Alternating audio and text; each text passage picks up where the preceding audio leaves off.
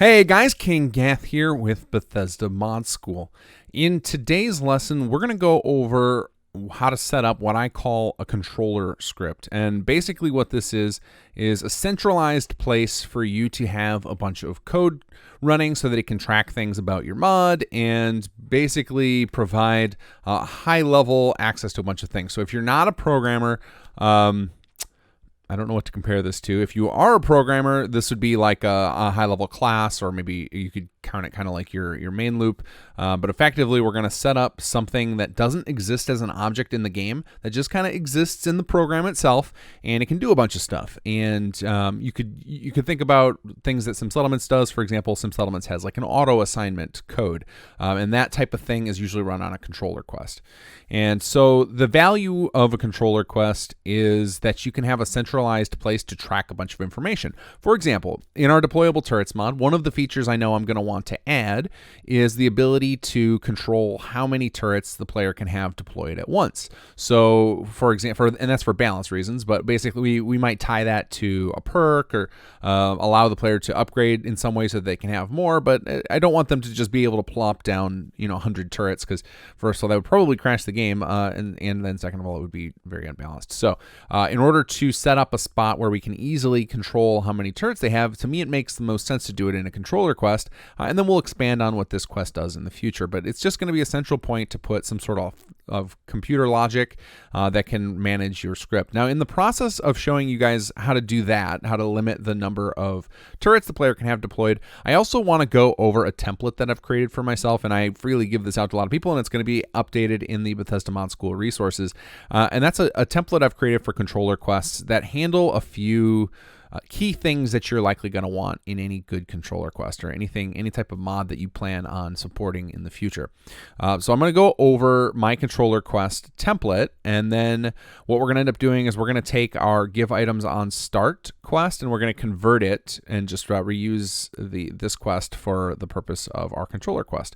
And so we'll end up renaming it and stuff like that. But let's start by just going over this script here. So it looks pretty long and intimidating, but I'll break it down for you, and I'll include this source with the kit. So up at the top, I mentioned I always have my typical stuff up here. I don't like subscribing to any of the existing MIT or any of those licenses. I just have my own little reusage rights thing here. It's not rock solid legal, but this is just a little papyrus script, so I'm not terribly concerned about it. I'm just hoping those of you guys in the community will do me the service of following through on that stuff. But as always, we've got at the start our script name with any of our subfolders listed here, and then a colon between them. So I once again have put this in the KG templates. When we go ahead and set this up for deployable turrets, last time when I did it, I left it in the templates folder, the give player items on mod start. This time I will actually rename our folder and rename the quest, or rename this, but I'll still include this one exactly as is in the resource directory.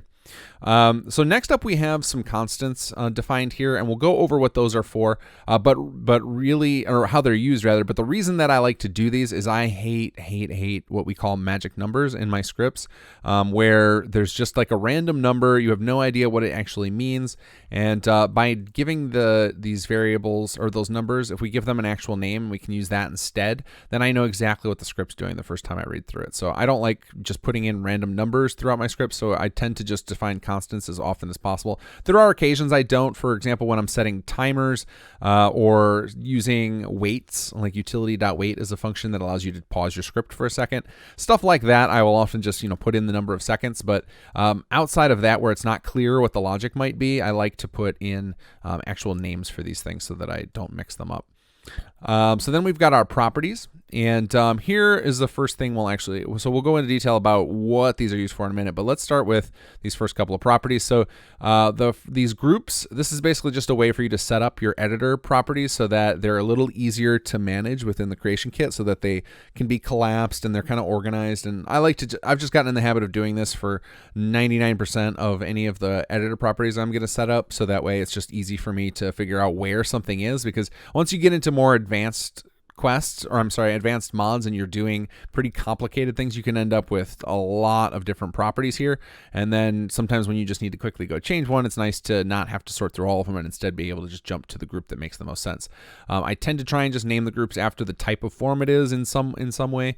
And this first one up here, actor property, player ref, auto const mandatory. So basically what this is going to do is we can autofill this because this is the default name that the player is in the creation kit. So this will work as an autofill, which is very, very helpful. And autofill just means I don't have to find it. I can click there's a fill button when we get into the creation kit, which I'll show you guys.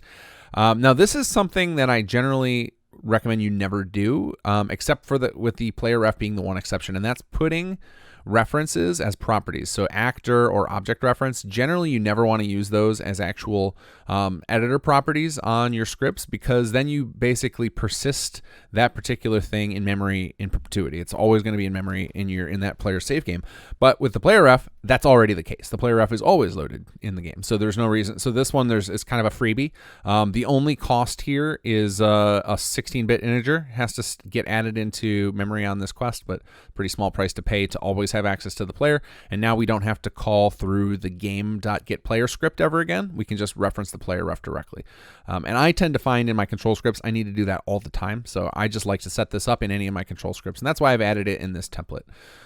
Next up, we've got our globals group, and we've defined a global called ESP version. So one of the things that I find very important if you're going to continue to support a mod over time is you need a way to check what version and install any changes, so that way you can let players update your mods live. I'm sure many of you have seen where mods have done a major version revision and they put in big capital letters all over the description, you must start a new game. I hate doing that. I prefer as often as possible. I know, and sometimes I know it's sometimes you can't get away with it, but as often as possible, I like to allow people to do inline upgrades. In fact, I think to date I haven't had any mods force people to start a new character or a new save with yet. So we've always been able to find ways to do this, and I recommend you guys do the same, just better for players, so that they don't have to constantly roll up new characters when you roll out new features. And throughout this tutorial series, I'll continue to give you tips on how you can do that. But one of the ways we do that, and what we're going to do in this controller quest template, is I'm going to show you how to do version control in a way that will allow you to make sure you can trigger something to make changes at the script with a script when the player loads their game and they have installed a new version of your mod. So that's what this is for, and that's also what this last installed version is for. So we're going to use those, and I'll show you how that works. But it basically, by adding this kind of support in up front, even if you're not ready to use it, even if you don't have the programming skills or the knowledge about the creation kit in order to run all the scripts you would need to update a player's game to get to the point where it would work with your new version, just having the hooks I'm about to show you in place is a good idea, because then once you have that knowledge, you'll be able to add it in and retro bring somebody's save up to date. So it's a nice little thing to do up front, and we'll talk about that in a second here. You'll see exactly what we're doing. So next up, we have our events. So the first event here is on quest init, and this is something that runs. There are two initialization events. There's on init and on quest init. It's been so long since I picked apart the differences between them, I couldn't tell you off the top of my head. But I have long determined that on quest init is the safer one to use. You're going to have better results by using this. So that's just what I use automatically. But basically, it's the quest has started up. It's going through its initialization phase. And at that point, we're going to call register for remote event on the player on player load game. So what that has done now is we've set up our controller quest so that every time the player loads up their save, we get notified about it so that we can react to it. And that is where you see, in fact, I'm actually going to make one more change to this controller quest. Actually, I'm going to do it in another spot. I want to make another call to startup that I forgot to do because this is actually I rewrote this template with some different naming, because the template that I use has very some specific naming, because that tends to be most of the mods I'm working on. But anyway, we'll get to that in a second. So basically, then we got here. Now we're reacting to the event that we just registered for. So event. Now, when you're doing a remote event, so if you look up what register for remote event does, it basically says that you can look for an event from anything else in the game and get it to get sent to here as well. So normally on player load game would only get sent to the player ref, but we're saying, hey, we want to register for that too. We want to react to it. when you're defining a remote event handler, you have to add the type that it's coming from as a before it. So in this case, it's actor dot because the player or the on player load game. If we were to look this up, and I'll go ahead and show you guys in here. Let's bring this up. I had this open and then I accidentally just searched because I couldn't remember the definition for on stage set off the top of my head. But if you see here, it is an actor. Is the on-player load game. So that is the type. So whenever you are messing with events, you can find all of them under scripting reference. And then if we scroll down here, there's an events section. And you can figure out the word that needs to go before for remote events based on this word after it. So on activate, you're going to do object reference dot on activate, etc. But it tends to just be the type that you're registering for. Has to go as that thing dot and then the event name.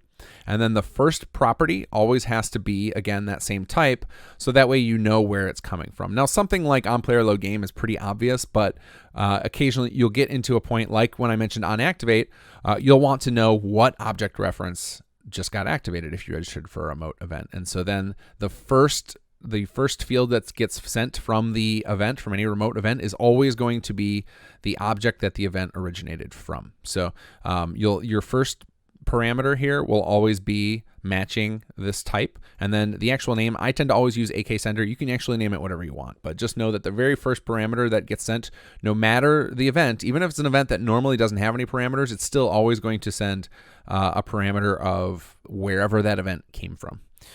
So what we're going to do is whenever the player loads the game, we're going to call a function called startup. Now, we don't have to do this necessarily. We can actually put the code right here, but just for the sake of keeping it clean, we're going to call a startup function, which I have down below, and we're going to actually reuse this at another point, and that's the other reason I made it a function. Okay, so now this stuff right here, we'll talk about this stuff in a second. We're going to skip past this because this is something that I've done due to just years of running into various issues and figuring out the best solution I could come up with for a problem that's in the game. So we'll double back to this. So let's go down to our startup function, and then we'll later, I said I want to add it somewhere else that has to do with this, and we'll get to that in a minute. So we go down to our startup function here. And you can see the first thing we're doing is we're taking the global value that we set up here, ESP version, and we're getting it as an integer. So get value int, that we're grabbing that as an int. And the reason for that is we don't want to run into floating point rounding issues. So there's a problem in computer science where it's not possible to do, well, it isn't. People have largely solved this at a fairly small level, but the easiest way to solve for this is to just operate on integers as often as possible. And if you ever need a float, you would just then instead store it as an integer times 100 or times 1,000 or however many decimal places you need. But it's a common issue, and there are certain numbers that just don't work well as floating point variables. So I tend to find that it's easier to just store when you're setting up a global to represent the version is you just increment it by 1 each time you update your version. So 1, 2, 3, 4, 5, 6, etc. Some people I've seen in their scripts will do they'll emulate the versioning that most programs use. So they'll do something like major, minor, etc. So like they'll have 3 or 4 different integers to store it in. That's one way to do it. That is actually something I'm considering doing because it matches the format that I release my my mods in, and it would make it easier for me to keep track in my code bases of which version a particular thing is actually checking for.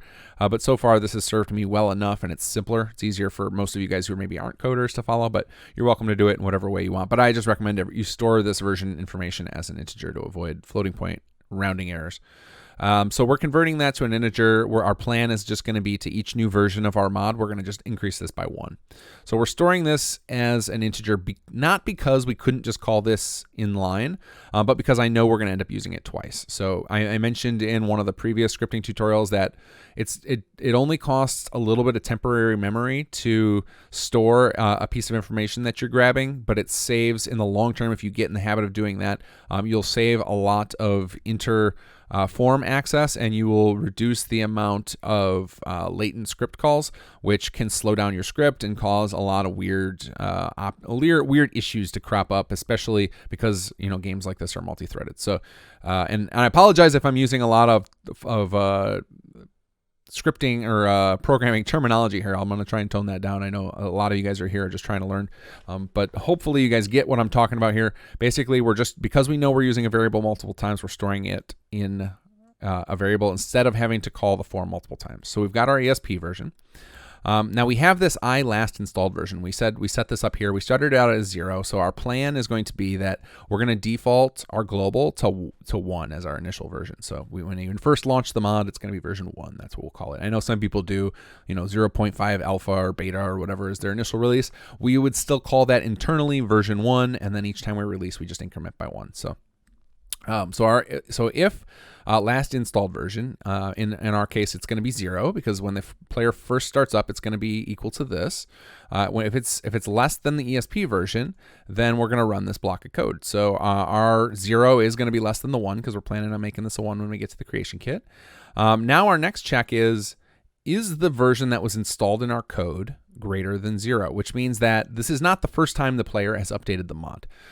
Because the first time they do, it's just going to be 0. So if it's greater than 0, that means the player has had multiple versions of this startup function run. So then in that case, we want to run our mod changes. We want to install any changes that we need, and we have a separate function you can see down at the bottom that's going to run.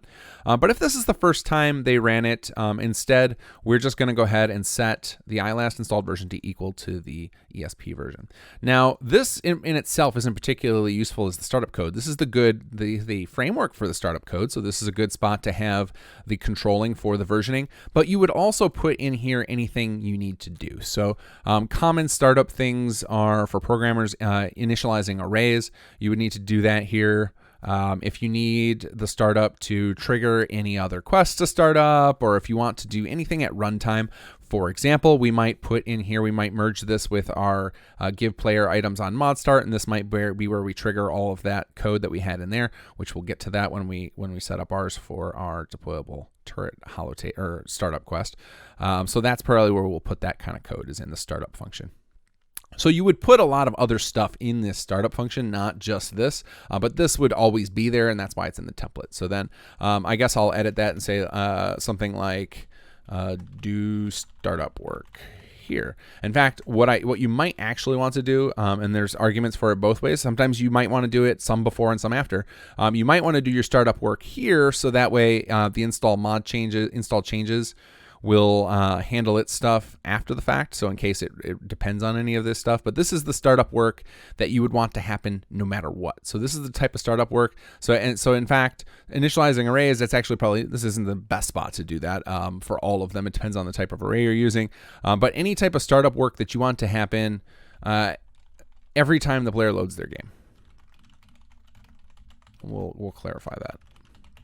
And these are notes I don't have for myself in my own template, so we're just adding this in just for you guys to have access to. But this is so right up here, we would just run anything you want to happen every time the player loads their game.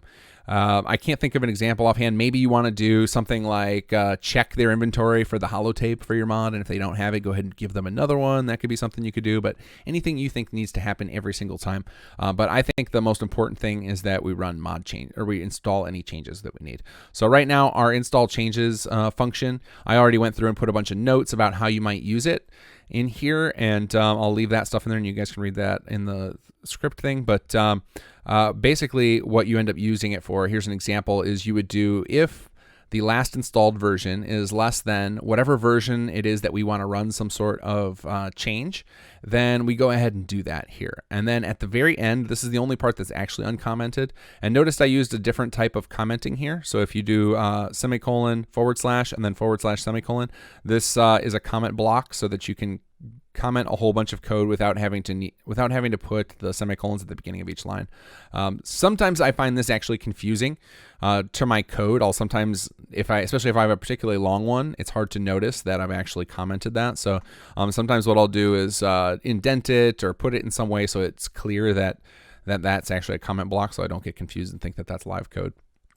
But the actual only thing we're running in our template is making sure that we update our last installed version after all the rest of the code is done. So this is our very last thing we want to do. And basically by doing that, by storing this value in the last installed version, we're making it so then the next time the player starts up, When it gets to this startup function and it checks the last installed version is less than ISP version, that will fail because they'll be using the same version. And now this install changes code won't run every time. It'll just run that one time to bring their save game up to date with whatever's going on. So as we go through more tutorials, I'll show you more examples of things that you might need to update in real time to bring their save up to date. But for now, this is a good template to get you guys started. So that's the startup code and the version control. So now let's double back and we're going to talk about some of this weird stuff I did here. And then we'll add in the other call to startup that I wanted. So what I've found is there are issues with things that run concurrently. So there's a lot of things that happen during quest initialization.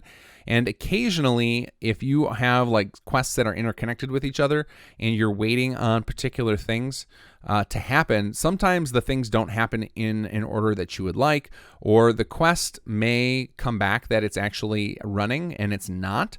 And not in the sense of this is running, but in the sense that there's a stage that you can have start up at the beginning of a quest. So if we go into the creation kit here and bring up our quest, I think I already set it up in this one.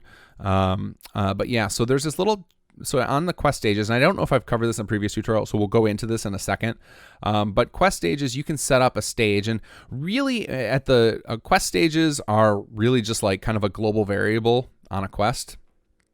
They're basically just a number that has either been reached or it hasn't been. And that tends to be how I use them. I use them as a way to just kind of flag something has happened. I guess a Boolean is more like it. This is either triggered or it hasn't triggered. And you can set up one to run automatically at the start of a quest. And so I like to do that just out of habit to set up a quest stage, because this makes it easier for other mods to check what status your controller is at, or other things within your own mod. So this is just a nice generic way that other things can check and see what state my controller quest is at without having to have access to my scripts or anything. So that's why I like to use stages for that, because this is a universal thing people can access. So when I check in this run on start, I'm basically saying when this quest starts up, so right when this quest, I have it game enabled, which we talked about briefly in the last tutorial. When this controller quest launches, I want to fire off some sort of information that everybody can check and see if I'm ready to go. So the first thing I do is fire off a quest started event, and this is going to trigger the event on stage set. Now, normally you would assume once this stage is set that means this quest is running, and so other quests or other scripts could look for, if stage one is done, we should say that we should assume this is ready to go, but that's not actually true. There are some things that can actually fail to run, especially if you set up aliases, which we haven't talked about, but we'll get into. But this is, just trust me that this is a nice, safe way to do this, so that externally, if you tell other people that, or if they just look at your log entries, which I'll show you how to do these in a minute, they'll know when the quest is fully initialized by relying on the second stage we're going to set. So what we do is we, on our stage set, so stage started, and if we double back up to these things here, you know that I hate using the magic number of 1, so instead we've just named it iStage started. So when the stage set event comes, we're going to get our stage ID, and if it's 1, what we're going to do is we're going to start a timer. And basically a start timer starts a this many seconds timer, and you can see this is one of the spots where I make an exception for myself and allow me to use magic numbers, because I'm never going to want to dynamically change that. 2 seconds is something I use a lot. I find that's enough time for most scripts to run, most individual scripts. So for example, if you call place at me, which is a function that we've used for the deployable turrets, that takes, for the fading, takes about 1.8 seconds or something like that to do the fade. So 2 is just the one I've gotten used to. It's enough time for most individual things to happen in this game engine. So it's just a nice safe timer. You wouldn't want to use this in bulk. So if you had like a loop, you wouldn't want to use 2 seconds, because that's actually a ton of time in scripting terms. But for the sake of something that's going to happen once, like a controller quest, I'm okay waiting 2 seconds.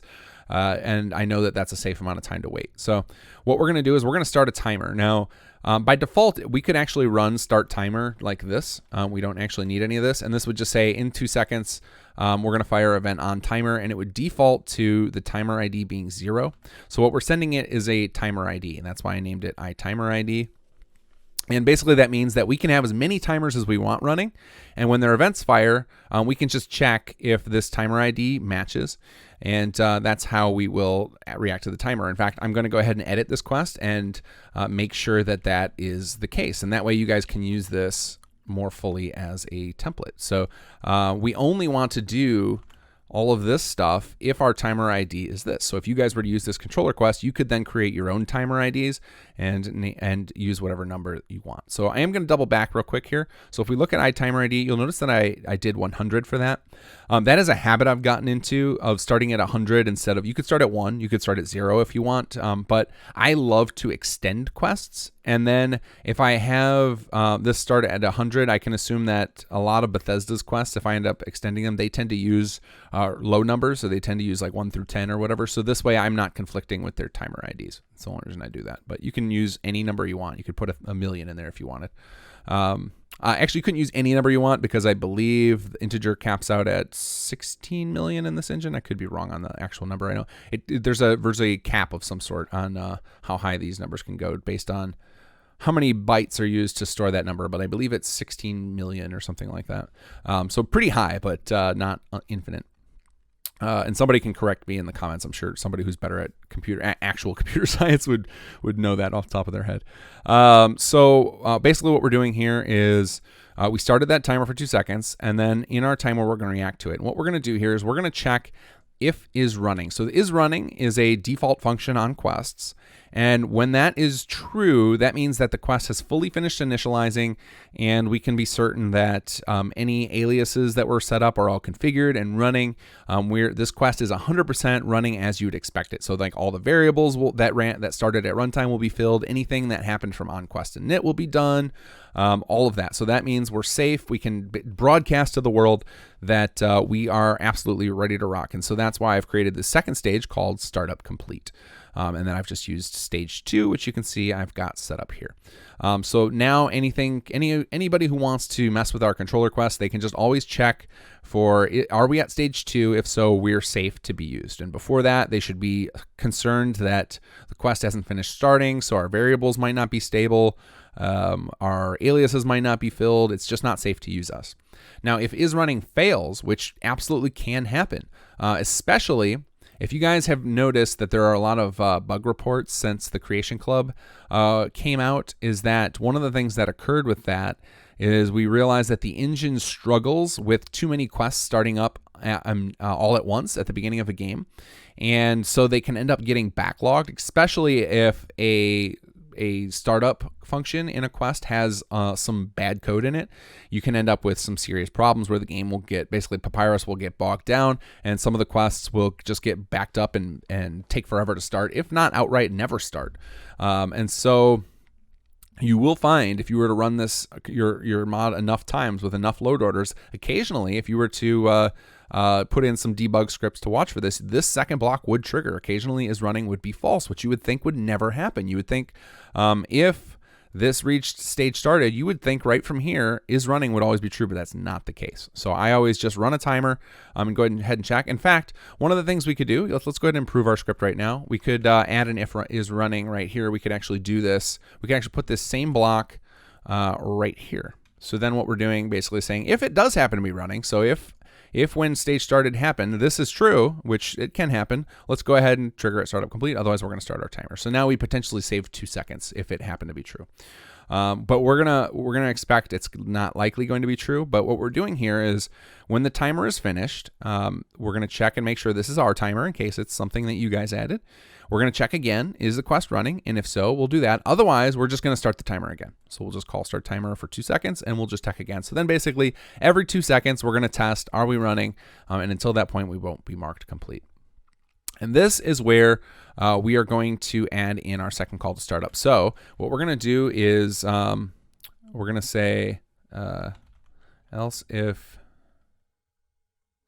AU stage ID equals startup complete. Actually, we don't even want to do that. What we want to do here, let's do that a little bit differently. So we're actually gonna make some changes in real time. You guys are gonna see my mind at work here as we do this. So what I want to do is make sure before startup complete is even sent out to the world that we've actually run our startup. So what we're gonna do here, is we're actually going to make another little function.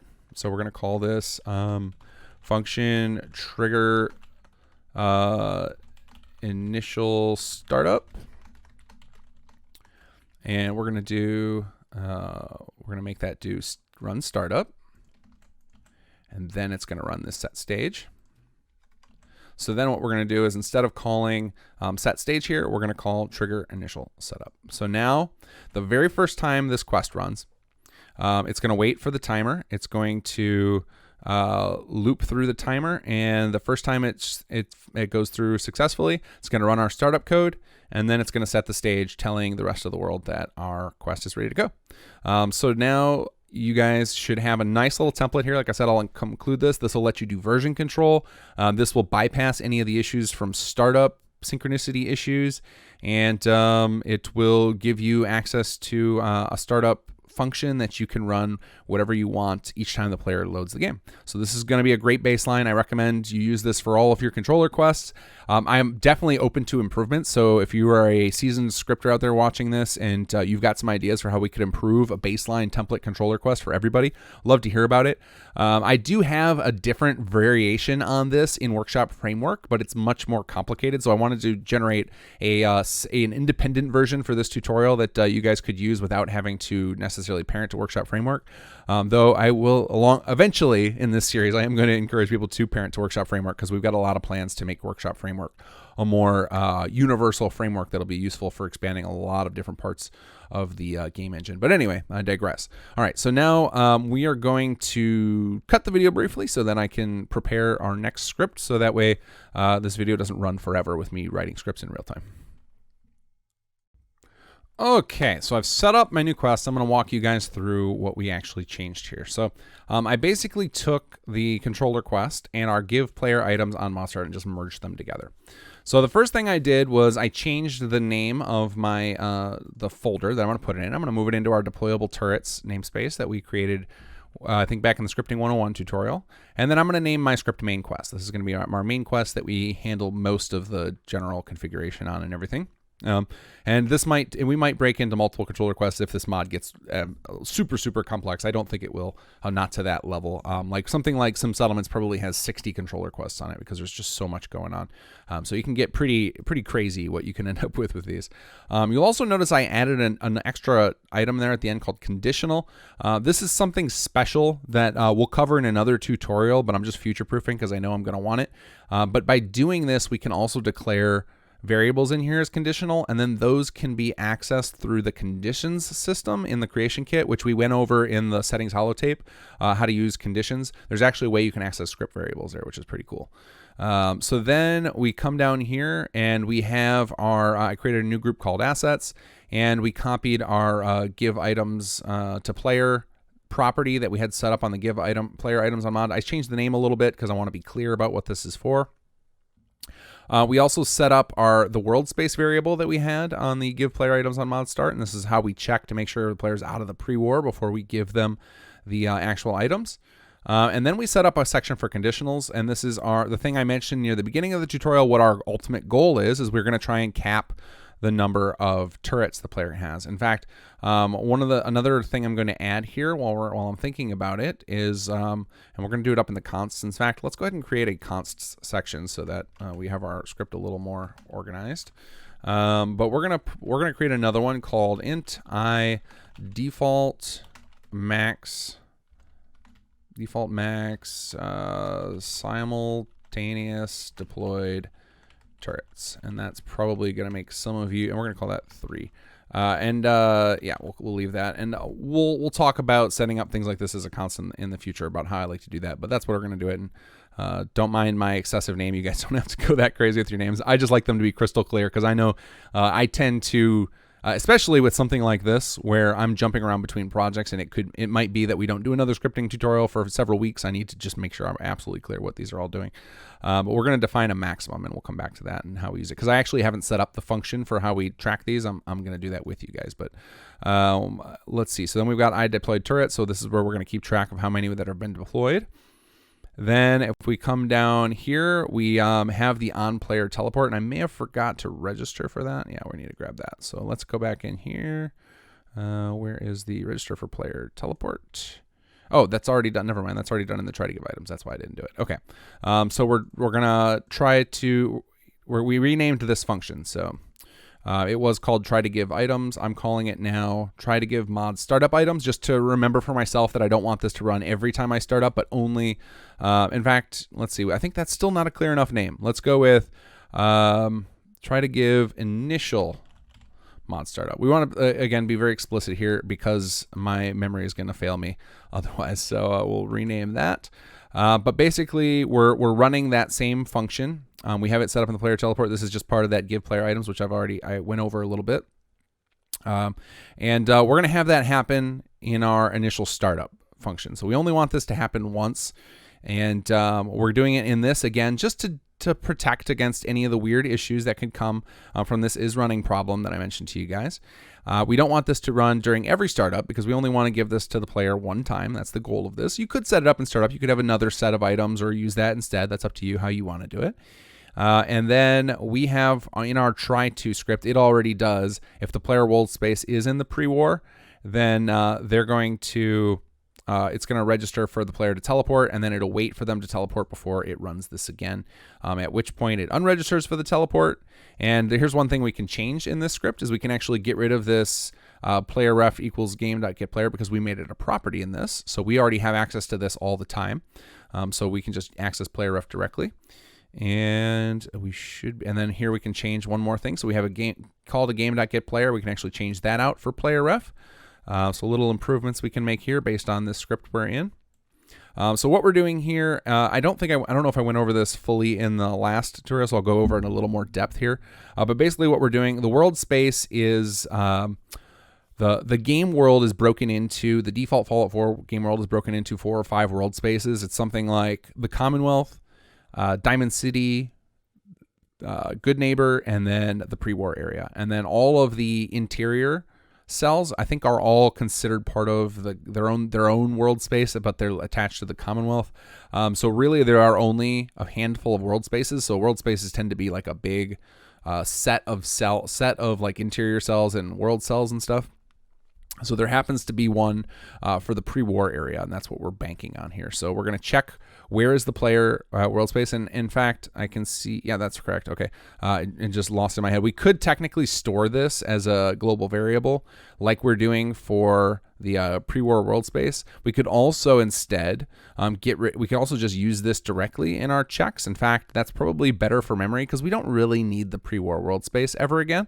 So we're going to go ahead and do that. We're going to make a little change to our previous script. So instead of storing this as a global, which we don't need since this script is a little more important to us, we're going to take this and we're going to delete this out, and we're going to move that into our check here, pre-war world space. And just to keep our code a little easier to read, we're going to just define it here. So pre-war world space equals and then our game.getForm from file.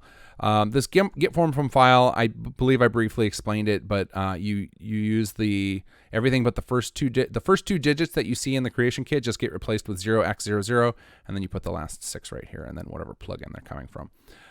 And by default, game.getForm form from file always loads things as the form type, which is just very generic. You can't do anything with it, so you always need to cast it. You need to tell it with an as whatever that type is that you want to store it as. So we can only compare with the equal. We can only compare things that are the exact same type, so we need to have 2 world spaces to compare to.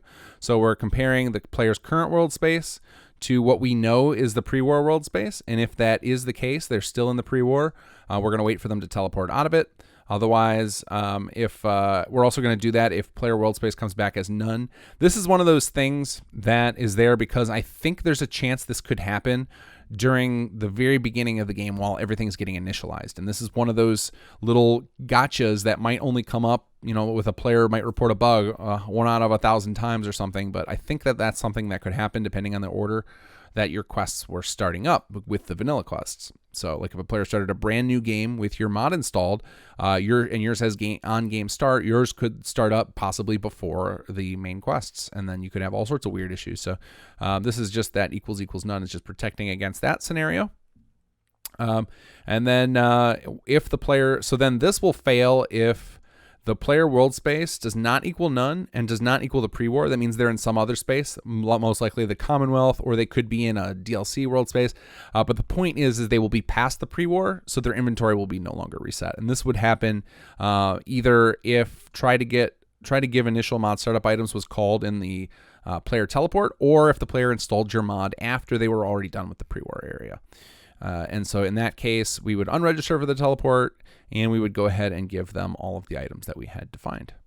So that is our merged version of these two quests, and I made some improvements. This is something you're going to see me do throughout. I want to keep improving my scripting, and that's why I keep asking you guys for comments. If you see something I'm doing that's dumb, I want to learn along with you guys and get better and better at this. So that you guys are going to see me keep doing this, of just making improvements to the scripts, even ones we just wrote a week or two ago.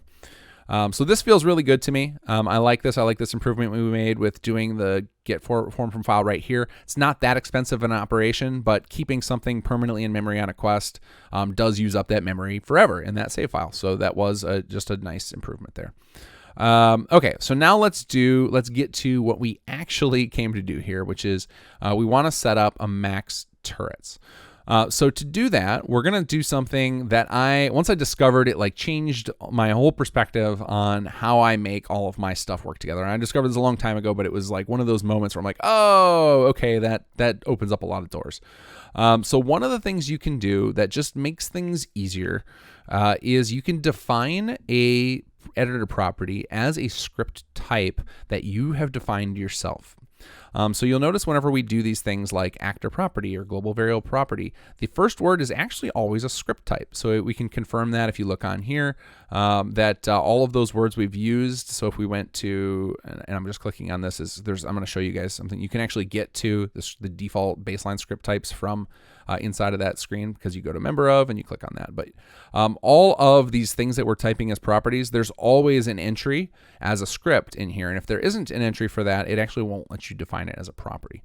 So you can actually use that information and use your own script names as properties. So what we're going to do is we're going to take our main quest here, and we're going to copy the name of it, and we're going to go into deployable turret, and we're going to set up a new property on here, and we're going to do the type. So the first word of a property is the type, and then we're going to add the word property, and then we're going to do main quest as the name of our property, and we'll do auto const mandatory. And again, what that means, just for a refresher, auto means we're not going to set up getters and setters, which programmers, you guys know what that means.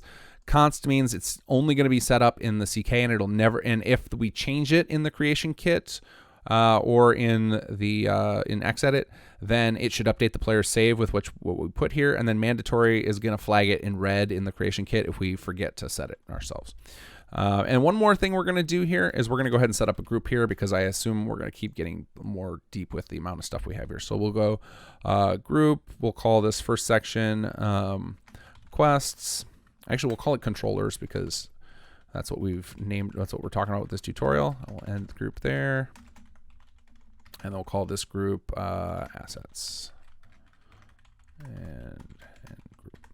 Okay, so now what we've done is we've set it up so that once we get into the creation kit and we recompile this and we set up this property to point to whatever of our quests has this, now we can access all of the variables and functions in this script by just calling main quest dot and then the name of that.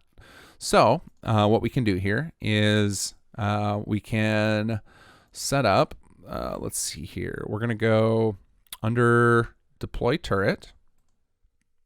We're going to do, we're going to put a check in here. So we're going to go if main quest dot, and here's where we're going to stop. So we could right here do something like if main quest dot, where's that variable we determined? I deployed turrets is less than something, then we would just like back out. We would return none to cancel it, so that we're saying like that we have too many turrets. But what we're gonna do is we're gonna set up a new function in main quest to handle this, because that way we can call it from other places. Always better to do things functionally if you think there's a chance you might use it again later. So we're gonna do a new function. We're gonna give it, we're gonna do bool. We want to return a true or false statement. Can deploy turret. And we might, oops, and I forgot the word function. That's pretty important. And we might expand on this and add some arguments later, but for the sake of the state we're at right now, this is fine. And then we're going to say if I deployed turrets is greater than or equal to I default max.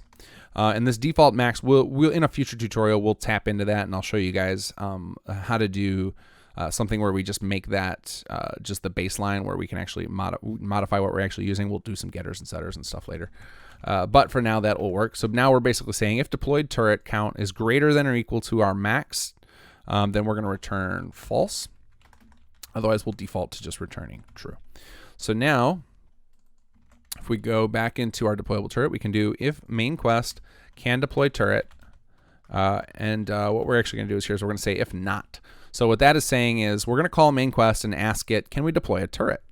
And if it returns a false here, then that would become true. So if not this, what we're saying is, what this is effectively saying, this is the same as writing equals false. So this is a shorthand for writing that. It's maybe confusing if you're not used to programming, but we could do this. This would be the very clear way. Main quest dot can deploy turret equals false. Then do this. So we're going to say return none. Oops. But I'm going to just do the shorthand because that's what I like to do here. So that's a shorthand for that. You're saying if this is not true, then do this. Okay, so then we're going to return none. So that would basically prevent the turret from being deployed. And so one of the things we might want to do here is maybe we want to show a message to the player that says you're at the max turrets. And I think what we also might want to do is we might want to return this object back to the player's inventory. So what we would do for that, since this is running on the object they're actually dropping, let's go ahead and do that. So well, first let's make sure that the player gets back the item. We don't want them to just lose that. So we've seen here, we're going to just do, we'll copy that piece of code, and we'll do kplayerref.add item self. So this is something you can actually do because this script is on an object they have dropped. You can actually call self, which we used that earlier with the deploy at. And self is referring to that actual object reference. So we can actually take an object reference and give it to the player. So we're basically taking that world item and saying, put it back in the player's inventory. So we'll go ahead and put that back since they couldn't deploy it. And now we want to explain to the player why that just happened, because that's going to be very confusing as to why they just got that. So let's go ahead and display a message. So to do that, we need to define a message property. So we're going to go ahead and start another group here, and we'll call it messages. And group. Oops. And we do message property, and we'll call this too many turrets warning. And auto const mandatory. Oh, if I could type, that'd be great. Okay. And then we'll have to configure this in the creation kit, which we'll go over. We're going to configure a message, but we're going to just go ahead and do message.show. And that basically will show the message to the player so they understand why they're about to have the turret added back to their inventory. So that'll just make it clear for the player. And then we return none. Otherwise, if we can deploy the turret, actually we'll do this in a different spot. We'll go down here. So if we return none, then none of this is going to run here, because once you return, everything else in the function is skipped. So let's assume that we actually have a turret, so it actually was created. In fact, I'm going to change another piece of code here. We're going to make a little improvement. So one thing you should get in the habit of doing is never assuming that the game succeeded at what you asked it to do. So in this case, we're not actually positive that the game successfully placed it, but what we can do is we can check for that. So we can do if kTurretRef does not equal none, then we have a turret. It worked. We did this place at me didn't fail. So then we will go ahead and tab all of this in.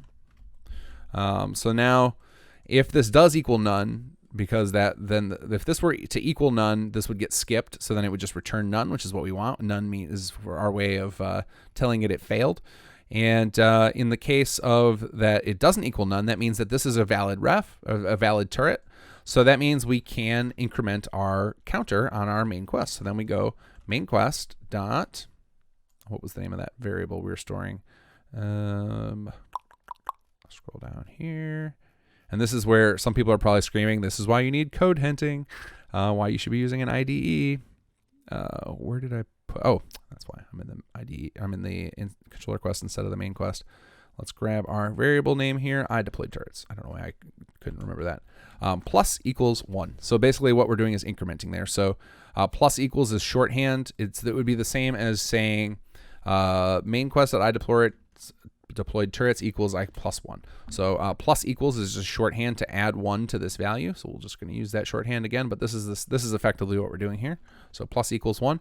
So now we're basically increasing our deployed turret count on our main quest. So then the next time we try to deploy a turret, it will know about that next one. Wow, I stumbled over those words really hard. Now, obviously, we're going to run into a problem here because once the players deploy 3, they can never deploy another one because we don't have any way to track this yet. But we'll do that probably in the next tutorial. We'll talk about how we can let players pick their turrets back up. But right now, we're getting into long enough territory here. So here we go. So now we've got this setup will all fully work. We'll have to go configure it in the creation kit, which we will. But we've basically set it up so once a turret is successfully deployed, we're incrementing the counter on our main quest, and we're able to do that because it's set up as a property. And it's set up, in particular, it's set up as a, I think I skipped over something here. Yep, I keep going to the controller quest. Hidden. So the difference between hidden and const really is that the hidden means that it will not show up in the creation kit for people to edit, but it can still, because it's not a const, it can be edited at runtime. So that's exactly what we want for this particular type, and we'll take advantage of this conditional later. But for now, we're not doing anything with the conditional. We just need it to be hidden is actually the important piece there. So we incremented our counter, so then the player is going to be able to drop 3 turrets down, and then if they try and drop a 4th, it will just get added back to their inventory, and they will get this pop-up warning that we're about to configure. So now we need to compile our scripts, and then we're going to go ahead and set up the stuff in the creation kit. Okay, so in compiling, I ran into a couple of errors, and I was just going to fix them, but I realized that you guys would have seen the bad scripts on screen, so it's important that I show you how you resolve these errors and that we're going to fix our script. So give items, I forgot I changed the name of that, so let's go ahead and copy our name. We changed it to give items on first load, which means we need to update our spot where we're actually looping through and giving them the items, so we'll just update that. And then the other error it's talking about is it's saying we don't have this variable defined. And that's because when I wrote this script here, the give player items, I wanted it to be generic in a way that you guys could reuse it. But in the case of this, we know this is our main quest. We know for the deployable turrets, we know how we want it to handle. So in this case, we want the silent to be, we're just going to say true. We just want it to be silent if we even end up adding anything. I've mentioned my pet peeve with adding things on startup. So it's likely we end up removing this functionality long term. But for the sake of speeding up testing, once we get into setting up a holotape, or what I'm likely going to do here for this test is I'm going to just give ourselves a bunch of the actual turrets, because I don't think I've actually set up records for us to craft them, and this will just speed it up so then we don't have to go into the console and give the command. So that's actually what we'll do. But let's go back in here and let's compile these. One of the things that I think I mentioned in a very early video with the scripting is this Papyrus Manager is amazing. We can compile multiple scripts. And when you have scripts that reference each other, it's a very good idea to always recompile all of them just to make sure that all of the changes get caught up in those scripts that are referencing them. So if you caused any problems, because sometimes, for example, if we had a problem in deployable turret, if we had a problem in main quest but not in deployable turret might compile correctly, even though main quest has a problem. And then when we compiled main quest, it would fail, and then that would actually make deployable turret fail. Because it will then have a bad call into main quest possibly. So it's a good idea, I find, to just anytime you have scripts referencing each other, to just recompile them all. So what I'll do periodically is I will search up my namespace and just grab all of my scripts and just recompile them all. And that way any interconnection things that are going on will all get caught at this point, and they'll get compiled correctly. So that's a good habit to get into. So there we go. We successfully compiled those. All right. So now what we're going to do is we're going to make some changes to our quest here. And the first thing we're going to do is we're going to rename it. So we're going to rename this main quest, because we are going to repurpose this, and we want to say no to rename the object. Yes, we're sure. So that's the first thing we're going to do. And then, so one of the things I wanted to show about is how to set up these quest stages. So this is something I had done off camera, but basically you just right click on this area over here and hit new. Then you enter in an index, and this is your actual stage number. So this is what gets referenced outside. So this can get referenced in conditions, in scripts. There's all sorts of places this can get referenced. So we'll just temporarily create one. Then what you do to have this note, and this note I find very important. It's not only good for you, but it, as far as your development, you can remember what exactly you were doing with this quest stage. It makes it easier for other people to look up in your quest in like Xedit or something. Like players might need to do that to figure out what's going on with your quest in game. It's great for advanced players to troubleshoot. But most importantly is this note will show up in the conditions list when you start getting into conditioning, which we did already in the holotape, and we'll definitely do that a lot more. So it's a really good idea to do these notes. So to set up these notes, once you have your stage selected, you right-click here under log entry. And these log entries are what show up in the Pip-Boy for the player. And I might have just crashed the creation kit. Oh, no, there it goes. Thank God. I will tell you that when you're working with quests, it's a good idea to, like, every time you do 2 or 3 actions, to just hit OK and just hit save, because quests are very unstable, especially particular screens. The quest objective screen is very unstable. Quest stages can be unstable occasionally, depending on how much stuff you're doing. But once you start messing with quests, whether they be controller quests or quests for the player to do and complete in the game, get in the habit of hitting OK and saving your plugin frequently. Okay, so the log entry is what would show up to the player in their what's usually in first-person perspective, showing what their player talks about. I rarely ever use those, even in quests we're doing, just unless the writers actually bothered to create those. Because I personally have never, I don't think I've ever read one of those from playing Fallout 4. It feels like something I probably used to do back in the day of Morrowind or whatnot, because I imagine they had something similar, but I just don't have time for it anymore in RPGs. Some players may hate that I don't do this, but I've yet to have a single complaint about it in Conqueror, so I don't find this particularly important. Some people do find it very important. But for controller quests, we're never going to need this. But we're taking advantage of the designer notes. That's what gets filled out right here, and that is what will show up in the conditionals. So then you just name it, you put in whatever you want here. And then once you click off of that, it updates in the notes field here. So that's how we did that. And we also, on our first stage, we put in this run on start. And that's going to trigger. So basically, if you're going to use the controller template that I gave you, you're going to want to create 2 stages in any of your quests using it. One with index 1, one with index 2. And let's go ahead and delete this one while we're thinking about it. And your index 1 should have run on start checked. And your index 2, make sure it does not have run on start. Otherwise, that'll break our whole configuration here of everything we were trying to do. So you're going to want to set up these exactly like this if you're going to use that controller template. And then we're going to go ahead and follow my advice of hitting OK and saving, just to make sure we don't break anything. Another place where things can go awry is with the scripts tab. So we're going to go ahead and remove our existing script here. And we're going to instead add our new one. So it was main quest. So deployable turrets main quest, and that will pop up. And we're going to go ahead and click on player ref. And this is the thing I said, you can hit autofill over here, and that will automatically grab the player ref. We didn't create our version ESP. We'll do that in a second. But for give items on first load, we're going to just go ahead, for the sake of testing, we're going to undo this later. We're going to just give ourselves a bunch of our actual turret objects just to speed up our testing. So I believe we made it a misc object.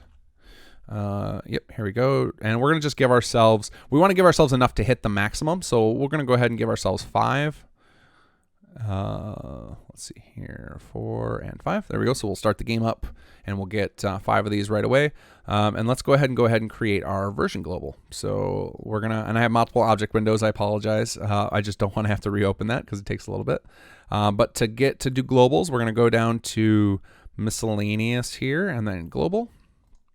And we'll go ahead and create a new one, and we'll name this with our prefix, so KG DT, and we'll name this mod version. And I hope I didn't already do this. Actually, let's go ahead and double check that, because sometimes this is one of those things I just do out of such habit that I might have already done it. No, I didn't. Okay, great. And we're going to start our mod version at 1. I would also recommend for this particular type, where you're only going to want to be changing this in the creation kit itself. You don't want the player to ever be able to change this. You don't want another mod to change it. You're going to check in constant. So you can still change this in the creation kit. And if you didn't check in constant, what would happen is, and I think I talked about this in another tutorial, but it's always worth repeating this, is if you don't check in constant, what happens is in a future version, so if we didn't have this checked, if we updated this to a 2, the player's game wouldn't actually see our update because it already has this number baked into the save. So the constant, just like we mentioned with the script properties, where the const means that it's going to, every time you update something in the creation kit, it will get reflected in the player's save. The same is the case for global values. So if you want to be able to have full control over this as the mod author in perpetuity in the player's save, you should check in constant, which is exactly what we want with mod version. So we'll go ahead and do that. And then we'll come back in here and we'll change this to kgdt. It's already there. And we'll select mod version. So now our properties are all configured. All right, so we're good to go there. Our quest is all configured correctly. We already had it set up correctly with the start game enabled the first time we set it up before. So our quest is done. So we're going to go ahead and save that. And then we're going to find our deployable turret. So kgdt here under items misc item. And we'll bring this up. And we're going to have to edit our script properties because we changed them. Oh, and it's, did I use a different? Let's see. You know, it might be I have a different version of this. Let's check here. Because I have so I edited the one inside of my community resource directory. So we're going to go ahead and make these same edits in the correct one here. So we'll open an external editor and we'll just copy and paste this code over. And I will fix our directory issue later before I release the next version of that. All right, so let's recompile that. Deployable turret, compile here. There we go. And let's bring this up, bring up our properties. There we go. There's our new properties. So first thing we can do here is we can double click this and you'll see that there is only one object there. And that's because it's only looking for quest objects that have our exact script on it, which we only have the one. And now we need to set up our message. So let's hop over to the object window once again here, and we're going to go down to miscellaneous message. Now, quick thing, some of you who have been modding for PC for a while may be thinking, why didn't you just type in the message right in your script? Because that is something you can actually do. So you don't actually have to use message objects. You can type in debug.notification or debug.messagebox to show messages, but those do not work on Xbox, and that's why we're going to use the actual messages. This is something you guys should just get in the habit of. The debug tools are great when you're just trying to figure stuff out for yourself and get things up and running, but when you're preparing things for actual player usage, you should get in the habit of just doing the messages. It's a little more of a hassle, takes extra steps, but you got to do it if you want to support on console. So we're going to go ahead and name our message object, and we're going to name it. We're just going to name it roughly the same as the property that we came up with. So too many turrets warning. Now a lot of these fields aren't actually used, and I don't think I've actually done a message for Bethesda Mod School yet. So we'll go ahead and go over this. So message box are those pop-up ones that the player has to respond to. And without that means it's the message up in the corner in the top left. And that's what we want to use. We just want this up in the corner. Delay initial display. This is only used for a special type of message where you show them as the tutorial messages. You will be familiar with those when you first play in Sanctuary, where you get all those workshop pop-ups, or just in general when you first start up a new playthrough. There's all those little messages that come up in the corner. They'll have a little Vault Boy icon next to them, and the message will loop until you do that particular thing. That's what these display messages are for. There's a special time to do that. And I believe that's the only time that display time actually works. So I get a common request on Sim Settlements is to extend the amount of time that my upper left-hand corner notifications show up. The only way to do that is to make them tutorial messages, which I find very obnoxious, so I don't do that. So this display time has no effect unless you are using that special tutorial message, which we are not for this. Icon is unused. That was something for older games. Owner quest is only relevant if you're going to use aliases with text replacement, which we're not yet, but I will definitely cover that in exhausting detail in future tutorials because it's a really, really cool feature, but we're not going to get into that. And then title is not going to be used in this case. Title gets used in messages for things like names, and again, that comes to alias type things, which we're not ready for. So we're going to skip the title field, skip the short title field. The SWF file, I don't know how this is actually used. Now I want to experiment with that. I never actually noticed this until now I'm starting to walk through it. I don't know if this allows you to display certain flash files within your message. That would be pretty cool. In fact, I'm going to go research that and see if that is something you can do because it might open up some possibilities. And then message text, this is what we actually want. So the message text is what's going to show up in that upper left-hand corner message. So we're going to type in here, you have too many turrets deployed. Now, in the future, we might want to tell them how many, and that's something we can do with text replacement, and we'll get into that in some future tutorial where I go dive deeper into messages, likely after I learn what this SWF file is for. The buttons we're not going to do, but this is where you could change the text of the OK button, and you could just do new button and just be like, thanks for letting me know. And this is also how you can do multiple buttons, so where you give player options. But that requires a different handling in the scripts. So we're actually just going to delete that and not use it. And each of these buttons, when you place them, you can actually set up conditions. So you can set it up so that buttons only show up under certain conditions.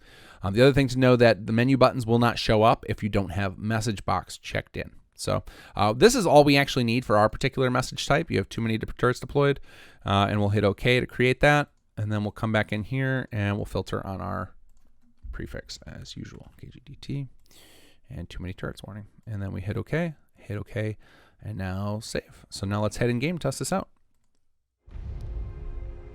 Okay, so let's check our inventory and make sure that we did indeed get these items. There's our deployable turrets. Cool, so that part worked. So we got our 5 turrets. Don't mind all of my Creation Club content loading up. I'm a sucker. So let's go ahead and drop some of these turrets. So let's make sure, first of all, that our existing code worked. So we drop this. There's one turret. Drop another turret. And actually, I see an improvement I already want to make, because I can't tell if the turrets are facing not in the direction I'm facing, which is what I want to be happening. All right, we'll drop another one. And then let's try and drop a 4th one. And this should give us our warning. There we go. You have too many turrets deployed.